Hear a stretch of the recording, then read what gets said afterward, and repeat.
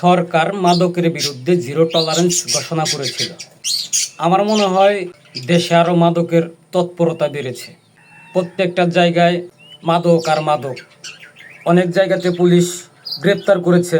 কিছুক্ষণ আগেও দেখলাম 5 ঘন্টা আগের একটি পোস্ট, সেইখানে একজন নারী কয়েক হাজার ইয়াবা সহ ধরা পড়েছে একটি যাত্রীবাহী বাসে। আসলে এত মাদকের চাহিদা থাকার কারণ হচ্ছে গিয়া আমাদের দেশের বর্তমান তরুণ সমাজ মাদকে আসক্ত হয়ে গেছে।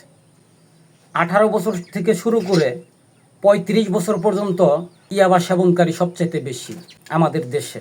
আর শুধু চারিদিকে একটু শোনা যাচ্ছে ছিনতাই। এগুলো সরকারের বন্ধ করতে হবে, খুবই দ্রুত বন্ধ করতে হবে। সর্বপ্রথম যেটা বন্ধ করতে হবে সেটা হচ্ছে মাদক। গত 2 মাস আগে থেকে আজকে পর্যন্ত শুধু শুনতেছি ধর্ষণ আর ধর্ষণ, সংঘবদ্ধ ধর্ষণ। স্কুলের প্রধান শিক্ষক ধর্ষণ করেছে ছাত্রীকে, প্রাইভেট পড়তে গিয়ে ধর্ষণ, মানে ধর্ষণ আর ধর্ষণ। এগুলো বন্ধ করতে হবে। এখন আমি যদি অন্যরকম করে বলতাম তাহলে আমাকে বলতো জামাত শিবির, রাজাকার, গুপ্ত। এগুলো তার মিথ্যা কথা না, এগুলো তার মিথ্যা নিউজ না। হ্যাঁ, এই দেশের গণমাধ্যমে এগুলো নিউজ করছে, এগুলো পোস্ট করেছে। আবার এইদিকে 2 র্যাব সদস্যকে ছিনতাইকারী বা ইয়াবা ব্যবসায়ীরা কোপায়া জখম করেছে। চিন্তা করা যায়।